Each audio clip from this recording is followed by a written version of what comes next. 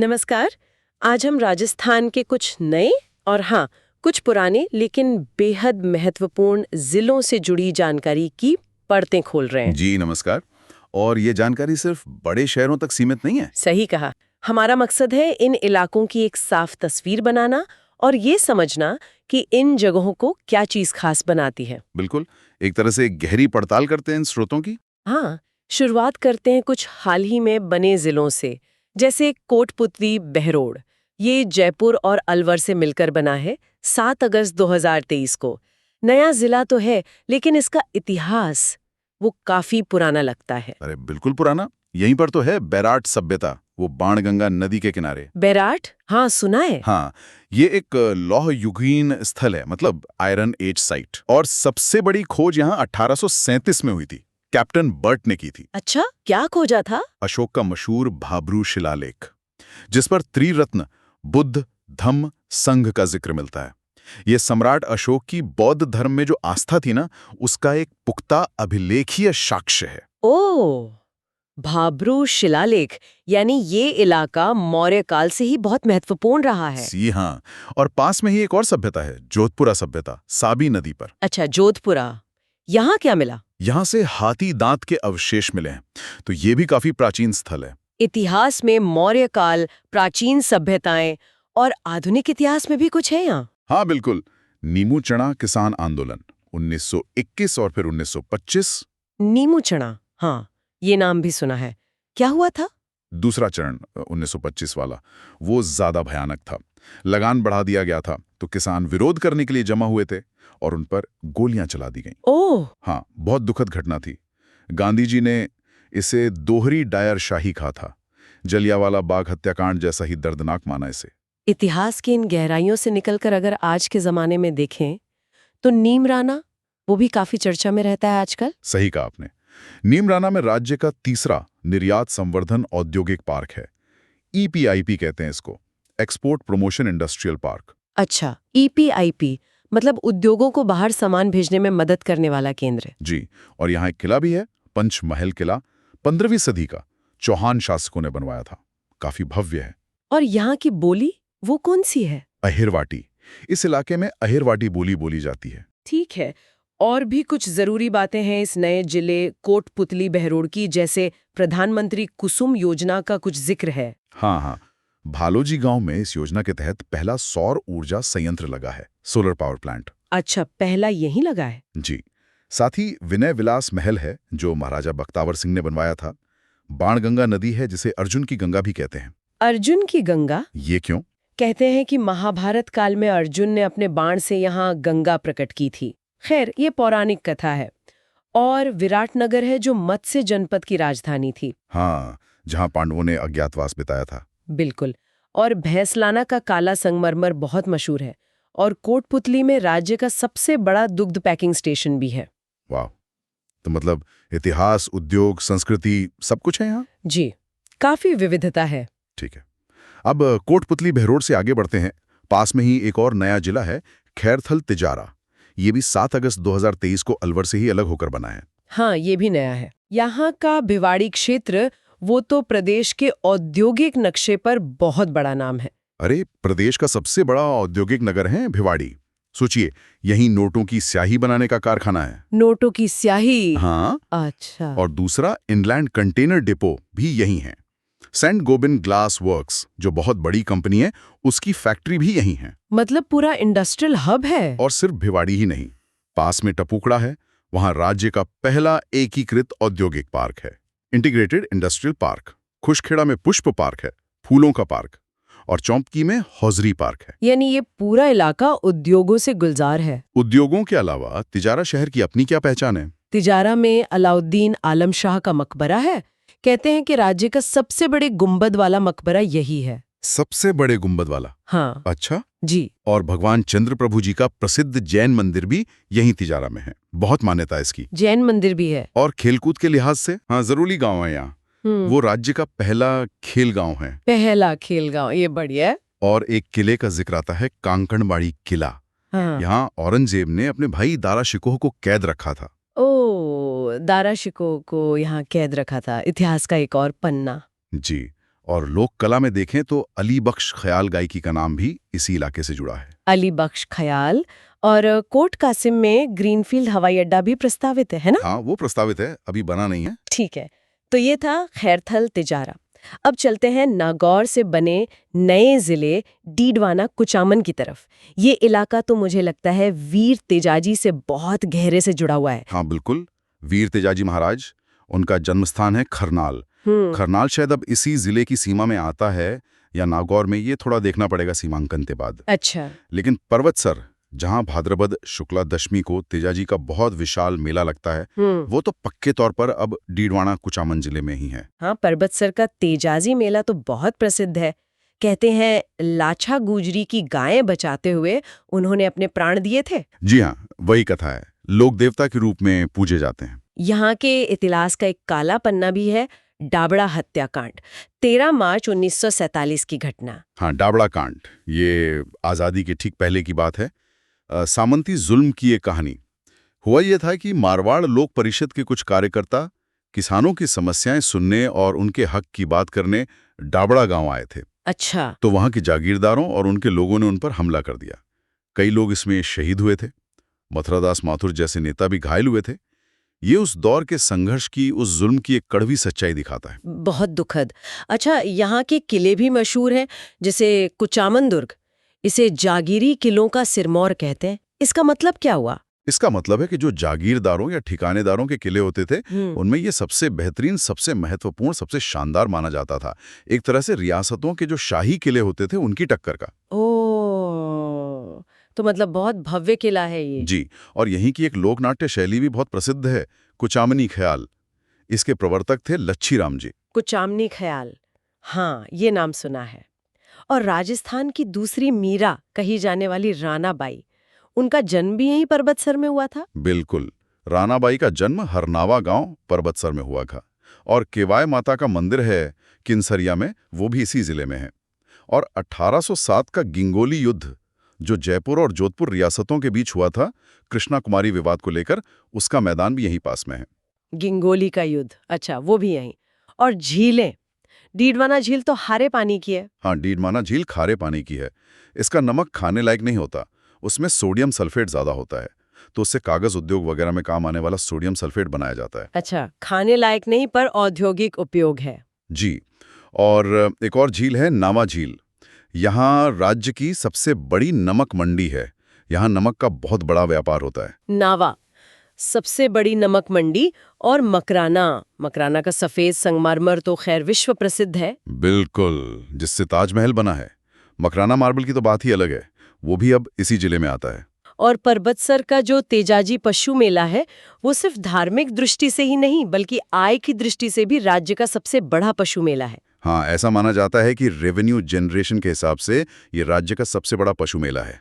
बहुत बड़े पैमाने पर पशुओं की खरीद फरोख्त होती है यहाँ। और शिक्षा के क्षेत्र में लाडनू का जिक्र है। हाँ, लाडनू में जैन विश्व भारती है, जो एक डीम्ड यूनिवर्सिटी है। जैन धर्म और दर्शन के अध्ययन का बड़ा केंद्र है। और कापदोड़ निरंजनी संप्रदाय की प्रधान पीठ। जी, कापदोड़ में निरंजनी संप्रदाय की मुख्य गद्दी है। इसके प्रवर्तक थे संत हरिदास जी, जिन्हें कलयुग का वाल्मीकि भी कहा जाता है। कलयुग का वाल्मीकि, ये तो बड़ी उपाधि है। हाँ, तो देखिए, डीडवाना कुचामन में लोक देवता हैं, इतिहास है, उद्योग है, नमक, संगमरमर, शिक्षा है, अध्यात्म है। मतलब ये भी काफी मिला-जुला क्षेत्र है। सही कहा। अब आते हैं ब्यावर पर। ये जिला अजमेर, भीलवाड़ा और पाली के कुछ हिस्सों को मिलाकर 7 अगस्त 2023 को बना है।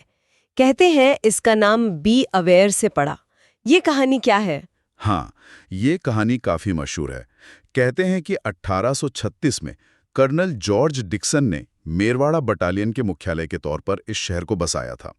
ये इलाका मेर उपद्रवियों के लिए जाना जाता था, तो सैनिकों को हमेशा सतर्क रहने के लिए कहा जाता था, बी अवेयर। अच्छा, बी अवेयर। हाँ, तो बी अवेयर से धीरे धीरे बिगड़कर ये ब्यावर हो गया। पहले इसे नया नगर भी कहते थे। दिलचस्प कहानी है। और कर्नल जेम्स टॉड, जो राजस्थान के इतिहास के लिए इतने महत्वपूर्ण है, उन्होंने यहाँ टॉडगढ़ किला भी बनवाया था। जी हाँ, टॉडगढ़ दुर्ग का निर्माण कर्नल जेम्स टॉड ने करवाया था। ये भी अब ब्यावर जिले में ही आता है। यहाँ बदनौर में कुशाल माता का मंदिर है। इसे महाराणा कुंभा ने बनवाया था। बिल्कुल, महाराणा कुंभा ने 1457 में मालवा के सुल्तान महमूद खिलजी पर बदनौर के पास जीत हासिल की थी। उसी जीत की खुशी में ये मंदिर बनवाया था। अच्छा, जीत के उपलक्ष्य में। और उजियाना, ये क्या है? उजियाना एक पुरातात्विक स्थल है। यहाँ ताम्रयुगीन सभ्यता के अवशेष मिले हैं, कॉपर एज सिविलाइजेशन। और गिरी सुमेल का प्रसिद्ध युद्ध 1544 का, जहाँ शेरशाह सूरी ने वो मशहूर बात कही थी। हाँ, मैं मुट्ठी भर बाजरे की खातिर हिंदुस्तान की बादशाहत खो बैठता। ये युद्ध शेरशाह सूरी और मारवाड़ के राव मालदेव के सेनापतियों जैता और कुंपा के बीच हुआ था। गिरी और सुमेल गांव अब ब्यावर जिले में ही पड़ते हैं। क्या जबरदस्त लड़ाई रही होगी वो। अच्छा, लोक देवता देव नारायण जी का निर्वाण स्थल देवमाली गांव, वो भी अब ब्यावर जिले में है। जी हाँ, देवमाली अब ब्यावर जिले का हिस्सा है और इसे हाल ही में पर्यटन मंत्रालय ने सर्वश्रेष्ठ पर्यटन गांव का रजत पुरस्कार भी दिया है। सर्वश्रेष्ठ पर्यटन गांव, ये तो बड़ी उपलब्धि है। और भक्ति काल की बात करें तो मीराबाई का जन्म स्थान कुड़की, वो भी यही है। हाँ, कुड़की गांव अब पाली से निकलकर ब्यावर जिले में आ गया है। तो मीराबाई का जन्म स्थल भी अब ब्यावर जिले में माना जाएगा। मीराबाई भी यहीं से। और ब्यावर का बादशाह का मेला, वो भी काफी मशहूर है। हाँ, होली के अगले दिन धुलंडी पर लगता है। इसमें टोडरमल को बादशाह बनाया जाता है और बीरबल बने कलाकार नृत्य करते हैं। काफी रंगारंग होता है। और औद्योगिक इतिहास, ब्यावर का उसमें क्या योगदान है? बहुत बड़ा योगदान है। राज्य की पहली सूती वस्त्र मिल दी कृष्णा मिल्स लिमिटेड 1889 में सेठ दामोदर दास राठी ने यहीं ब्यावर में स्थापित की थी। पहली कॉटन मिल 1889 में, वाह। जी। ये राजस्थान के औद्योगिकरण की शुरुआत थी एक तरह से। और पत्रकारिता के क्षेत्र में भी ब्यावर का नाम आता है। हाँ, स्वतंत्रता सेनानी जया नारायण व्यास ने अपना आगी बाण अखबार यहीं से निकाला था। ये राजस्थानी भाषा का पहला राजनीतिक समाचार पत्र माना जाता है। आगी बाण राजस्थानी का पहला पॉलिटिकल न्यूज़पेपर। जी। और ऋषि दत्त मेहता ने राजस्थान साप्ताहिक समाचार पत्र भी यहीं से प्रकाशित किया था। तो पत्रकारिता का भी केंद्र रहा है ये। अच्छा, 1857 की क्रांति के समय ब्यावर एक सैनिक छावनी थी, लेकिन यहाँ विद्रोह नहीं हुआ था। हाँ, ये एक दिलचस्प बात है। ब्यावर में मेरवाड़ा बटालियन तैनात थी, लेकिन नसीराबाद और नीमच के विपरीत यहाँ सैनिकों ने विद्रोह नहीं किया। ये क्यों? कोई खास वजह? शायद बटालियन की संरचना और स्थानीय समीकरण कुछ ऐसे रहे होंगे, लेकिन हाँ, ये शांत रहा। और प्रशासनिक दृष्टि से भी ब्यावर में कई चीजें पहली बार हुई। जी हाँ, राज्य की पहली नगर परिषद ब्यावर में ही बनी थी। पहला ईसाई मिशनरी स्कूल भी यहीं खुला और पहला आयकर विभाग भी यहीं स्थापित हुआ था। काफी चीजों में पहला रहा है ब्यावर। और एक नारायण सागर बांध का जिक्र है। हाँ, नारायण सागर बांध ब्यावर शहर के पास खारी नदी पर बना हुआ है। ये अजमेर और ब्यावर के लिए पीने के पानी का एक स्रोत है। ठीक है, तो ब्यावर का इतिहास भी काफी रंगीन है। अब रेगिस्तान के केंद्र की ओर चलते हैं, बीकानेर। राव बीका ने 1488 में बसाया था। जी, आखा तीज के दिन बीकानेर। इसे ऊन का घर भी कहते हैं और प्राचीन काल में ये क्षेत्र जांगल प्रदेश कहलाता था। ऊन का घर, हाँ, सुना है। एशिया की सबसे बड़ी ऊन मंडी यही है। और जांगल प्रदेश, यहाँ का लालगढ़ पैलेस, हाँ। वो तो महाराजा गंगा सिंह ने बनवाया था ना? हाँ, महाराजा गंगा सिंह ने अपने पिता महाराजा लाल सिंह जी की स्मृति में बनवाया था। लाल पत्थरों से बना है, बहुत खूबसूरत है। यूरोपीय और राजपूती शैली का मिश्रण है इसमें। लालगढ़ पैलेस। और फिर है बीकानेर का किला जूनागढ़, जिसे जमीन का जेवर भी कहते हैं। बिल्कुल, जूनागढ़ किला। इसका निर्माण महाराजा राय सिंह ने करवाया था। ये उन कुछ किलों में से हैं जो पहाड़ी पर नहीं बने हैं, समतल जमीन पर हैं।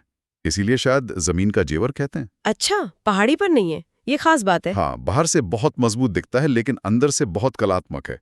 इसमें राजपूत और मुगल स्थापत्य शैली का अद्भुत संगम देखने को मिलता है। और इसके अंदर अनूप महल का जिक्र आता है, जहां सोने की कलम से काम हुआ है। जी हाँ, अनूप महल यहीं बीकानेर के महाराजाओं का राज तिलक होता था और इसकी दीवारों और छतों पर सोने का बहुत बारीक काम किया हुआ है, जिसे उस्ता कला भी कहते हैं कुछ लोग। हालांकि उस्ता कला मुख्य रूप से ऊंट की खाल पर होती है। अच्छा, राज तिलक यहाँ होता था। और जूनागढ़ के सूरजपुल दरवाजे पर जयमल और फत्ता की हाथी पर सवार मूर्तियां भी है ना? हाँ, कहते हैं कि अकबर ने आगरा के किले के बाहर लगवाई थीं। उन्हीं की प्रेरणा से या शायद वही मूर्तियां बाद में राय सिंह यहाँ ले आए थे। ये चित्तौड़ के तीसरे साके के वीरों को श्रद्धांजलि है। ठीक है। बीकानेर जिले में ही लूणकरणसर है, जिसे मूंगफली उत्पादन के कारण राजस्थान का राजकोट कहते हैं। जी हाँ, मूंगफली बहुत होती है यहाँ, इसलिए तुलना गुजरात के राजकोट से की जाती है। और देवीकुंड? देवीकुंड सागर में बीकानेर राजघराने के राजाओं और रानियों की छतरियां बनी हुई हैं। शाही श्मशान घाट है ये। अच्छा, साहित्य और संस्कृति के लिए बीकानेर में कोई संस्था है? हाँ, 1983 में स्थापित हुई थी राजस्थानी भाषा, साहित्य व संस्कृति अकादमी।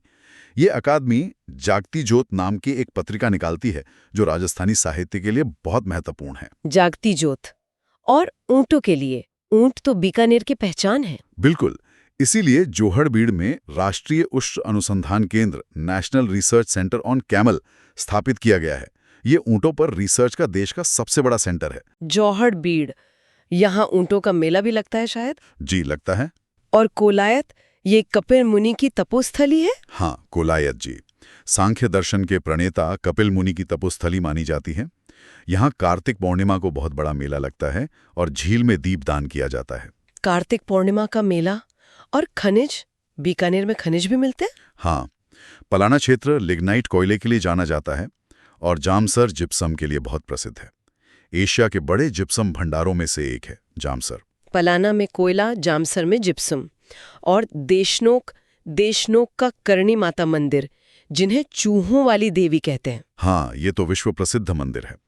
यहाँ हजारों की संख्या में चूहे, जिन्हें काबा कहा जाता है, स्वतंत्र रूप से घूमते हैं और उन्हें पवित्र माना जाता है। करणी माता बीकानेर के राठौड़ राजवंश की कुल देवी भी हैं। काबा कहते हैं चूहों को, अद्भुत है ये।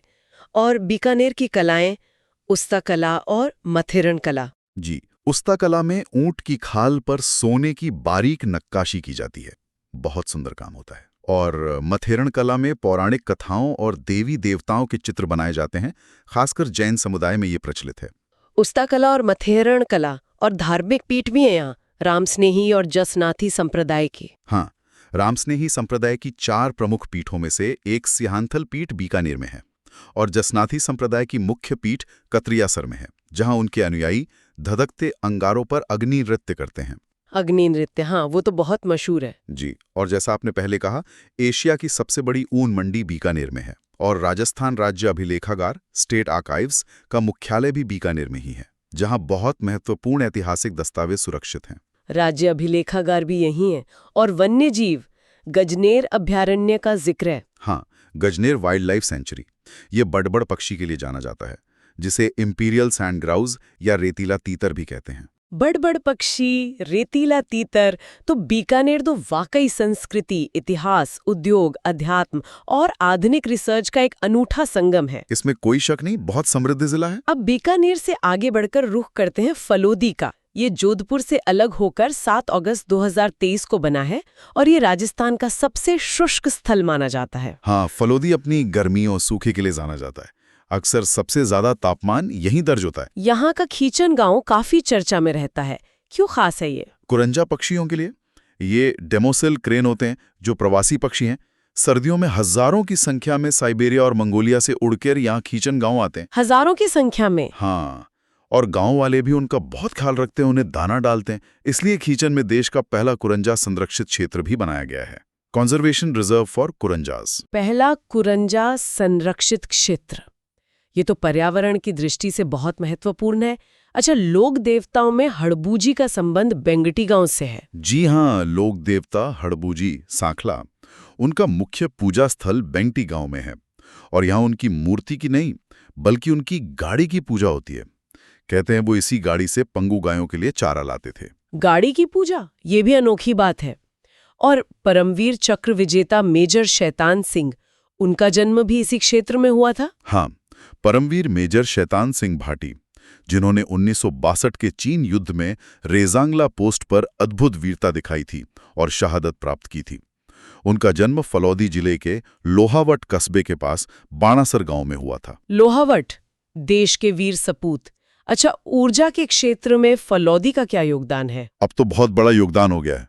देश का सबसे बड़ा solar park Bhadla solar park, उसका बड़ा हिस्सा अब फलौदी जिले में आता है। भड़ला सोलर पार्क, देश का सबसे बड़ा। जी, और बिठड़ी गांव में राज्य की तीसरी पवन ऊर्जा परियोजना विंड एनर्जी प्रोजेक्ट भी स्थापित की गई थी। तो सौर ऊर्जा और पवन ऊर्जा दोनों में फलोदी आगे है। बहुत बढ़िया। लोक नृत्यों में कोलुमंड का थाली नृत्य, ये पाबूजी से जुड़ा है? हाँ, थाली नृत्य पाबूजी के भक्त करते हैं। पाबूजी राठौड़ का जन्म भी कोलुमंड में हुआ था, जो अब फलोदी जिले में है। पाबूजी का जन्म भी यहीं। उन्हें प्लेग रक्षक लोक देवता और ऊंट पालने वाली रायका या रेबारी जाति का आराध्य देव माना जाता है। बिल्कुल। और ये भी कहते हैं कि मारवाड़ में सबसे पहले ऊंट लाने का श्रेय पाबूजी को ही दिया जाता है। अच्छा, ऊंट लाने का श्रेय भी इन्हें है। और मेहाजी मांगलिया, उनका मंदिर कहाँ है? मेहाजी मांगलिया, जो पंच पीरों में से एक हैं, उनका मंदिर बापनी गांव में है। ये भी फलोदी जिले में है। और बाप बोल्डर क्षेत्र, यहाँ कुछ खास मिला है? हाँ, बाप, बोल्डर क्ले बेड, यहाँ पर पुराजीवी महाकल्प, परमोकार्बोनिफेरस पीरियड के हिमनद यानी ग्लेशियर के पिघलने से बने बोल्डर और मिट्टी के जमाव मिले हैं। ये करोड़ों साल पुराने और बताते हैं कि कभी ये रेगिस्तानी इलाका बर्फीला रहा होगा। करोड़ों साल पुराने हिमनदी के निशान रेगिस्तान में, ये तो कमाल की खोज है। जी, भूगर्भ विज्ञान की दृष्टि से बहुत महत्वपूर्ण है। इतिहास में लोहावट का युद्ध 1563 भी यहीं हुआ था। हाँ, लोहावट का युद्ध। ये मारवाड़ के राव चंद्रसेन और उनके सौतेले भाई मोटा राजा उदय सिंह, जिन्हें अकबर का समर्थन था, के बीच उत्तराधिकार के लिए हुआ था। राव चंद्रसेन और मोटा राजा उदय सिंह के बीच। और यहाँ गोमट नस्ल के ऊंट भी मशहूर है। हाँ, गोमट या गोमट नस्ल के ऊंट अपनी सवारी और भार ढोने की क्षमता के लिए जाने जाते हैं। ये फलोदी क्षेत्र में पाए जाते हैं। और मंदिर, लटियाला माता का मंदिर और करनी माता का जन्म स्थान स्वाप। जी, लटियाला माता का मंदिर भी फलोदी में है, और करनी माता, जिनका मुख्य मंदिर देशनोक में है, उनका जन्म स्थान स्वाप गांव भी फलोदी जिले में ही पड़ता है। अच्छा, करनी माता का जन्म यहाँ हुआ था। और मथानिया, ये किस लिए प्रसिद्ध है? मथानिया पहले जोधपुर जिले में था, अब शायद फलोदी में आ गया है या सीमा पर है। ये अपनी लाल मिर्च के लिए बहुत मशहूर है, और यहाँ एक सौर ऊर्जा परियोजना भी लगी हुई है। लाल मिर्च और सौर ऊर्जा, ठीक है। तो फलोदी सूखा होने के बावजूद इतिहास, लोक संस्कृति और अब आधुनिक ऊर्जा का भी केंद्र बन रहा है। हाँ, काफी बदलाव आ रहे हैं। चलिए अब चलते हैं नवाबों की नगरी टोंक। ये राजस्थान की एकमात्र मुस्लिम रियासत थी। अमीर खां पिंडारी ने इसकी स्थापना की थी। जी हाँ, 1817 में अंग्रेजों की मदद से अमीर खान पिंडारी यहाँ के नवाब बने थे। यहाँ का रेड स्थल, इसे प्राचीन भारत का टाटानगर क्यों कहते हैं? क्योंकि यहाँ ढील नदी के किनारे जब खुदाई हुई तो लोहे के औजारों, सिक्कों और अन्य वस्तुओं का इतना बड़ा भंडार मिला कि पुरातत्ववेत्ता के.एन. पुरी ने इसकी तुलना उस समय के औद्योगिक नगर टाटानगर से कर दी। मतलब यहाँ लोहे का बहुत काम होता था प्राचीन काल में। इतना लोहा मिला? अच्छा। और यहीं पे वनस्थली विद्यापीठ भी है। हाँ, टोंक जिले में ही निवाई के पास वनस्थली विद्यापीठ है। इसकी स्थापना पंडित हीरालाल शास्त्री, जो बाद में राजस्थान के मुख्यमंत्री बने, और उनकी पत्नी श्रीमती रतन शास्त्री ने अपनी बेटी शांताबाई की याद में की थी। ये महिला शिक्षा का एक बहुत बड़ा और प्रतिष्ठित केंद्र है। वनस्थली विद्यापीठ, हाँ, बहुत नाम है इसका। टोंक शहर में शाही मस्जिद और सुनहरी कोठी भी देखने लायक हैं। जी, शाही मस्जिद तो काफी भव्य है, और सुनहरी कोठी, जिसका असली नाम शीश महल है, उसके अंदर सोने की पॉलिश और कांच का बहुत खूबसूरत काम है। नवाब मोहम्मद इब्राहिम अली खान ने बनवाया था इसे। सुनहरी कोठी। और नगर सभ्यता स्थल, वो उनियारा के पास है? हाँ, नगर, या जिसे करकोट नगर भी कहते थे, वो उनियारा तहसील में है। ये भी एक प्राचीन स्थल है जहां से काफी मात्रा में सिक्के और मूर्तियां मिली हैं। ये मालव गणराज्य का एक महत्वपूर्ण केंद्र था। मालव गणराज्य क्या केंद्र। और टोंक की चार बैत लोकनाट्य शैली, ये क्या है? चार बैत एक तरह की काव्य गायन प्रतियोगिता जैसी होती है। इसमें गायक कव्वाली के अंदाज में, लेकिन खड़े होकर डफली बजाते हुए गाते हैं। ये मूल रूप से अफगानिस्तान की पश्तो शैली है, जो पठानों के साथ यहाँ आई और नवाबों के संरक्षण में फली फूली। अफगानिस्तान से आई है, दिलचस्प है। जी। और टोंक में अरबी फारसी शोध संस्थान अरबिक पर्शियन रिसर्च इंस्टीट्यूट भी है, जो 1978 में बना था। यहाँ बहुत सी पुरानी पांडुलिपियां और ग्रंथ संग्रहित हैं। और यहीं पर औरंगजेब की लिखी आलमगीरी कुरान भी रखी है। हाँ, कहते हैं कि औरंगजेब द्वारा सोने की स्याही से लिखी गई कुरान का एक नायाब नमूना यहाँ सुरक्षित है। वाह, मांडव ऋषि की तपोस्थली, उसे मिनी पुष्कर कहते हैं। हाँ, मांडला कलां गांव के पास मांडव ऋषि की तपोस्थली है। यहाँ भी पुष्कर की तरह एक पवित्र कुंड है और कार्तिक पूर्णिमा पर मेला लगता है, इसलिए इसे मिनी पुष्कर या छोटा पुष्कर कह देते हैं। मिनी पुष्कर। और अविका नगर, ये तो भेड़ और ऊन अनुसंधान के लिए जाना जाता है। बिल्कुल, मालपुरा के पास अविका नगर में केंद्रीय भेड़ एवं ऊन अनुसंधान केंद्र central sheep and wool research institute CSWRI है। ये देश का प्रमुख संस्थान है इस क्षेत्र में। CSWRI अविका नगर। और डिग्गी, यहाँ कल्याण जी का मंदिर है। हाँ, डिग्गीपुरी में श्री कल्याण जी का बहुत प्रसिद्ध मंदिर है। इनकी काफी मान्यता है और दूर दूर से लोग दर्शन करने आते हैं। इन्हें डिग्गी राजा भी कहते हैं। डिग्गी राजा। और टोडा रायसिंह, यहाँ बनास नदी पर बिसलपुर बांध बना है। जी हाँ, टोडा राइजिंग के पास बनास नदी पर बना बीसलपुर बांध राजस्थान की सबसे बड़ी पेयजल परियोजना है। जयपुर, अजमेर, टोंक जैसे बड़े शहरों को यहीं से पानी सप्लाई होता है। सबसे बड़ी पेयजल परियोजना, ये तो बहुत महत्वपूर्ण है। हाँ, संत पीपा की गुफा भी यहीं है। हाँ, संत पीपा, जो पहले गागरोन के राजा थे और बाद में संत बन गए, उनकी गुफा टोडा रायसिंह में है। यहीं उन्होंने तपस्या की थी। संत पीपा की गुफा। और एक टोरडी सागर बांध का जिक्र है, जिसकी खासियत है कि सारी मोरियां खोलने पर पानी नहीं बचता। हाँ, ये एक अनोखा बांध है, टोरडी सागर। इसकी बनावट ऐसी है कि इसमें पानी रोकने के लिए जो गेट या मोरियां बनी हैं, अगर उन सबको एक साथ खोल दिया जाए तो बांध में पानी की एक बूंद भी नहीं बचती, सारा पानी बह जाता है। ये तो बड़ी अजीब बात है। क्यों बनाया ऐसा? शायद सिंचाई के लिए पानी को पूरी तरह से छोड़ दें या गाद निकालने के लिए ऐसी व्यवस्था की गई होगी, लेकिन ये अपनी इसी खासियत के लिए जाना जाता है। अनोखा बांध है। अच्छा, टोंक नमदों के लिए भी प्रसिद्ध है। हाँ, टोंक के नमदे भेड़ की ऊन से बने फर्श पर बिछाने के गलीचे बहुत मशहूर हैं। ये यहाँ की पारंपरिक हस्तकला है। और शिकार एक्ट लागू करने वाली पहली रियासत भी टोंक थी। जी हाँ, कहते हैं कि शिकार पर प्रतिबंध लगाने वाला कानून सबसे पहले टोंक रियासत ने ही लागू किया था। ये भी अच्छी बात है। संत धन्ना का जन्म भी यहीं हुआ था। हाँ, प्रसिद्ध भक्त संत धन्ना जाट का जन्म टोंक जिले के धुव्वन गांव में हुआ था। और देवधाम जोधपुरिया, यहाँ 3 नदियों का संगम है। जी, देवधाम जोधपुरिया जो निवाई तहसील में है, यहाँ बनास, बांडी और माशी नदियों का त्रिवेणी संगम होता है। ये गुज्जर समाज का एक महत्वपूर्ण तीर्थ स्थल भी है, क्योंकि यहाँ देवनारायण जी का मंदिर है। त्रिवेणी संगम। तो टोंक भी इतिहास, संस्कृति, अध्यात्म और पानी के प्रबंधन का एक महत्वपूर्ण केंद्र है। हाँ, काफी कुछ है टोंक में भी। अब भरतपुर से अलग होकर बने नए जिले डीग की बात करते हैं। इसे जल महलों की नगरी कहते हैं। बिल्कुल, डीग अपने खूबसूरत जल महलों के लिए ही जाना जाता है। जाट राजाओं की ग्रीष्मकालीन राजधानी जैसा था ये। इन जल महलों का निर्माण किसने करवाया था? इनका निर्माण महाराजा बदन सिंह ने शुरू करवाया था, लेकिन इन्हें पूरा भव्य रूप महाराजा सूरजमल ने दिया। ये महल फव्वारों और बगीचों के बीच बने हुए हैं। और इनमें गोपाल भवन सबसे भव्य है। हाँ, गोपाल भवन सबसे बड़ा और सबसे शानदार महल माना जाता है। इसके अलावा केशव भवन, सावन भादु भवन, नंद भवन जैसे कई और महल हैं। यहाँ पानी कहाँ से आता है इन फव्वारों के लिए? गुड़गांव नहर परियोजना से डीग और पास के कामा शहर को पीने और इन महलों के लिए पानी की आपूर्ति होती है। गुड़गांव नहर से? अच्छा। और कुम्हेर, यहाँ भैंसों का कोई केंद्र है? हाँ, कुम्हेर में मुर्रा नस्ल की भैंस का प्रजनन केंद्र है। मुर्रा भैंस दूध उत्पादन के लिए काफी अच्छी मानी जाती है। मुर्रा भैंस प्रजनन केंद्र। और एक लक्ष्मण मंदिर का भी जिक्र है। जी, डीग में एक भव्य लक्ष्मण मंदिर है। इसका निर्माण भरतपुर के महाराजा बलदेव सिंह ने करवाया था। ये शायद भारत में लक्ष्मण जी को समर्पित कुछ बड़े मंदिरों में से एक है। लक्ष्मण जी का मंदिर। और रूपारेल नदी पर सीकरी बांध? हाँ, रूपारेल नदी के किनारे सीकरी गांव के पास एक बांध बना है, जिसे सीकरी बांध कहते हैं। ये सिंचाई और बाढ़ नियंत्रण में मदद करता है। और प्रसिद्ध सावन भादो महल भी डीग में ही है। जी हाँ, जल महलों के समूह में ही सावन और भादो नाम के 2 मंडप या महल हैं।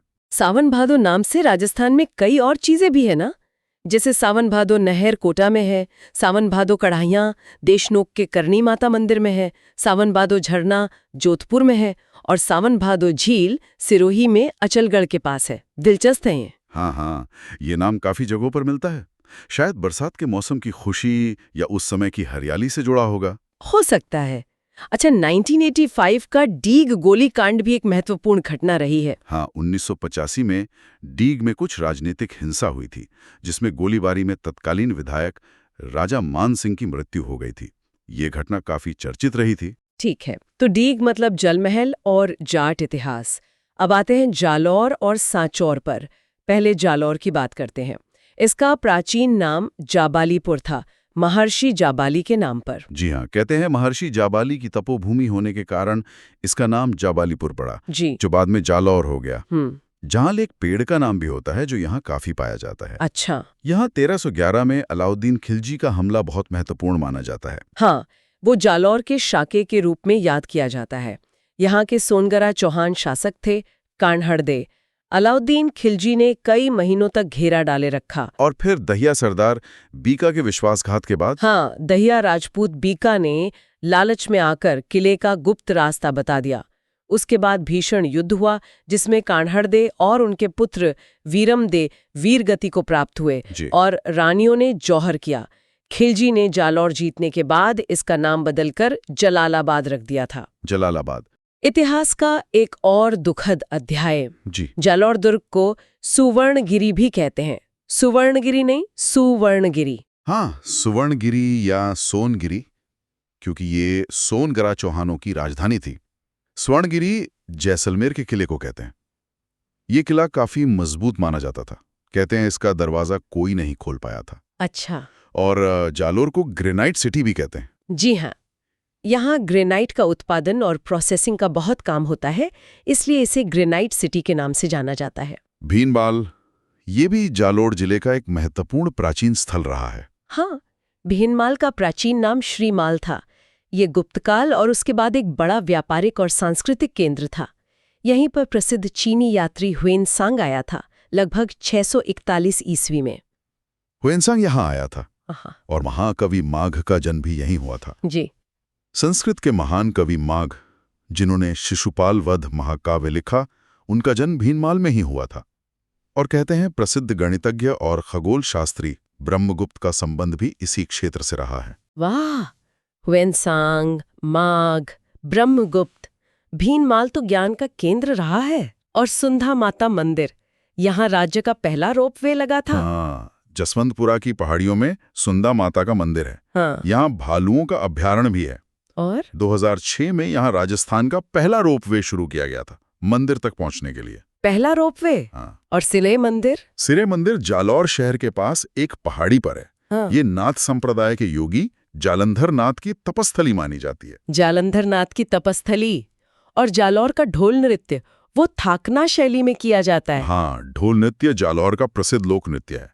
इसमें ढोली एक खास लय में ढोल बजाते हैं, जिसे थाकना कहते हैं। और नर्तक मुंह में तलवार दबाकर या हाथों में डंडे लेके जोशीला नृत्य करते हैं। हाँ। ये अक्सर शादी ब्याह के मौकों पर होता है। थाकना शैली। ठीक है, अब जालोर से ही अलग होकर बने नए जिले सांचौर की बात करते हैं। इसे राजस्थान का पंजाब कहा जाता है। हाँ, क्योंकि यहाँ 5 नदियां लूनी, बांडी, सूकड़ी आदि की सहायक धाराएं बहती हैं और जमीन काफी उपजाऊ है, इसलिए इसकी तुलना पंजाब से की जाती है। अच्छा, 5 नदियों के कारण यहाँ राज्य का 16वां संरक्षण अभ्यारण्य रणखार बना है। जी हाँ, चितलवाड़ा तहसील में रणखार गांव के पास। ये जंगली गधों वाइल्ड एस के लिए प्रसिद्ध है। कच्छ के रण की तरह यहाँ भी जंगली गधे पाए जाते हैं। जंगली गधों के लिए ये तो बहुत खास बात है। कच्छ के अलावा यहाँ भी? जी, और पथमेड़ा में विश्व की सबसे बड़ी गौशाला है। हाँ, पथमेड़ा में श्री गोपाल गोवर्धन गौशाला है, जिसे दुनिया की सबसे बड़ी गौशालाओं में से एक माना जाता है। यहाँ हजारों की संख्या में गायों की सेवा की जाती है। हजारों गायें। और रानीवाड़ा, यहाँ राज्य की बड़ी दूध डेयरी है। हाँ, रानीवाड़ा में सरस डेयरी का एक बड़ा प्लांट है। ये जालौर सिरोही दुग्ध उत्पादक संघ का हिस्सा है। और नर्मदा नहर परियोजना, वो यहीं सिलू गांव से राजस्थान में प्रवेश करती है। बिल्कुल, गुजरात के सरदार सरोवर बांध से निकली नर्मदा नहर राजस्थान में सांचौर तहसील के सिलू गांव से प्रवेश करती है। ये जालौर और बाड़मेर, अब सांचौर और बालोतरा जिलों को सिंचाई और पीने का पानी उपलब्ध कराती है। और इसकी खासियत है कि इसमें फव्वारा सिंचाई या ड्रिप सिंचाई अनिवार्य है। जी हाँ, पानी बचाने के लिए इसमें खुली सिंचाई की अनुमति नहीं है। स्प्रिंकलर या ड्रिप इरिगेशन सिस्टम लगाना जरूरी है। ये पहली ऐसी परियोजना है। ये तो बहुत अच्छा कदम है पानी बचाने के लिए। बाड़मेर सांचौर बेसिन में सर्वाधिक तेल कुएं हैं। हाँ, ये जो पूरा बेसिन है, बाड़मेर और सांचौर का इलाका, यहाँ मंगला, भाग्यम, ऐश्वर्या जैसे कई बड़े तेल क्षेत्र मिले हैं। राजस्थान के अधिकांश तेल का उत्पादन इसी बेसिन से होता है। अच्छा, तेल भी है यहाँ। और गोगा जी की ओल्डी। हाँ, लोक देवता गोगा जी का एक छोटा मंदिर या ओल्डी सांचौर में खिलोरियों की ढाणी में बनी हुई है। मुख्य मंदिर तो हनुमानगढ़ में है, लेकिन यहाँ भी उनकी मान्यता है। यहीं शुरू की थी। गोमूत्र बैंक और बायोगैस परियोजना और चितलवाना में भारत माला परियोजना के तहत आपातकालीन हवाई पट्टी भी बनी है। हाँ, नेशनल हाईवे पर भारतमाला प्रोजेक्ट के तहत एक इमरजेंसी लैंडिंग स्ट्रिप बनाई गई है, ताकि जरूरत पड़ने पर वायुसेना के विमान उतर सकें। ये सामरिक दृष्टि से महत्वपूर्ण है। ठीक है, तो सांचौर कृषि, पशुपालन, ऊर्जा और सामरिक दृष्टि से महत्वपूर्ण जिला बन रहा है। जी, काफी संभावना है। अब आखिर में चलते हैं पाली जिले पर। इसका नाम पालीवाल ब्राह्मणों से जुड़ा है। हाँ, कहते हैं कि पालीवाल ब्राह्मणों ने इसे बसाया था, इसलिए नाम पाली पड़ा। ये बांडी नदी के किनारे बसा हुआ शहर है। इसे वाणिज्य नगर और जैन मंदिरों का धरातल भी कहा जाता है। हाँ, पाली प्राचीन काल से ही एक महत्वपूर्ण व्यापारिक केंद्र रहा है, इसलिए वाणिज्य नगर। और यहाँ जैन धर्म का काफी प्रभाव रहा है और कई प्राचीन और भव्य जैन मंदिर हैं, इसलिए जैन मंदिरों का धरातल। यहाँ का जवाई बांध, इसे मारवाड़ का अमृत सरोवर कहते हैं। बिल्कुल, महाराजा उम्मेद सिंह ने बनवाया था इसे जवाई नदी पर। यह पश्चिमी राजस्थान का सबसे बड़ा बांध है और पाली, जोधपुर और आसपास के इलाकों के लिए पीने के पानी और सिंचाई का मुख्य स्रोत है। इसलिए इसे मारवाड़ का अमृत सरोवर कहते हैं। पश्चिमी राजस्थान का सबसे बड़ा बांध और रणकपुर के जैन मंदिर, ये तो विश्व प्रसिद्ध हैं। हाँ, रणकपुर के जैन मंदिर, खासकर आदिनाथ भगवान को समर्पित चौमुखा मंदिर, ये अपनी वास्तुकला और भव्यता के लिए जाने जाते हैं। इनका निर्माण 15वीं शताब्दी में महाराणा कुंभा के शासनकाल में उनके मंत्री धरण कशाह ने करवाया था। चौमुखा मंदिर, जिसमें 1444 खंभे हैं और कोई भी दो खंभे एक जैसे नहीं है। हाँ, यही कहते हैं। 1444 स्तंभों वाला ये मंदिर खंभों का अजायब घर भी कहलाता है। इसकी नक्काशी अद्भुत है। दीपाक नामक शिल्पी ने इसे डिजाइन किया था। दीपाक शिल्पी, कमाल की वास्तुकला है। अच्छा, 1857 की क्रांति में आउवा गांव का बड़ा योगदान था। हाँ, आउवा पाली जिले का एक प्रमुख ठिकाना था। यहाँ के ठाकुर कुशाल सिंह चंपावत ने अंग्रेजों के खिलाफ विद्रोह का नेतृत्व किया था। उन्होंने जोधपुर राज्य की सेना और अंग्रेजों की संयुक्त सेना को हराया था। ठाकुर कुशाल सिंह चंपावत, उन्होंने बिठौड़ा और चेलावास के युद्ध लड़े थे। जी हाँ, 8 सितंबर 1857 को बिठौड़ा का युद्ध और 18 सितंबर 1857 को चेलावास का युद्ध। चेलावास के युद्ध को काले गोरों का युद्ध भी कहते हैं, क्योंकि इसमें एक तरफ हिंदुस्तानी क्रांतिकारी थे और दूसरी तरफ अंग्रेज। काले गोरों का युद्ध, और इसी युद्ध में अंग्रेज पॉलिटिकल एजेंट मॉक मेसन का सर काटकर आवा के किले पे टांग दिया था। हाँ, ये घटना बहुत प्रसिद्ध है। क्रांतिकारियों ने मॉक मेसन का सिर काटकर किले के दरवाजे पर लटका दिया था। बाद में हालांकि अंग्रेजों ने आवा पर कब्जा कर लिया और कुशाल सिंह को भागना पड़ा। इतिहास का एक रोमांचक अध्याय, सोजत, ये अपनी मेहंदी के लिए पूरे भारत में प्रसिद्ध है। बिल्कुल, सोजत की मेहंदी अपने गहरे रंग और क्वालिटी के लिए जानी जाती है। इसे जीआई टैग भी मिला हुआ है। जीआई टैग भी मिला है। और सुगाली माता, इन्हें 1857 की क्रांति की देवी कहा जाता है। हाँ, सुगाली माता आवा के ठाकुर कुशाल सिंह की कुलदेवी थी। इनकी मूर्ति के 10 सिर और 54 हाथ बताए जाते हैं। क्रांतिकारी इन्हें अपनी प्रेरणा स्रोत मानते थे। अंग्रेज इस मूर्ति को अजमेर ले गए थे। आजकल ये पाली के बांगड़ संग्रहालय में रखी है। 10 सिर, 54 हाथ, अद्भुत मूर्ति है। फालना, इसे मिनी मुंबई कहते हैं। हाँ, फालना एक कस्बा है जो अपने उद्योगों, खासकर छाता उद्योग और रेडियो उद्योग पुराने जमाने में के लिए जाना जाता है।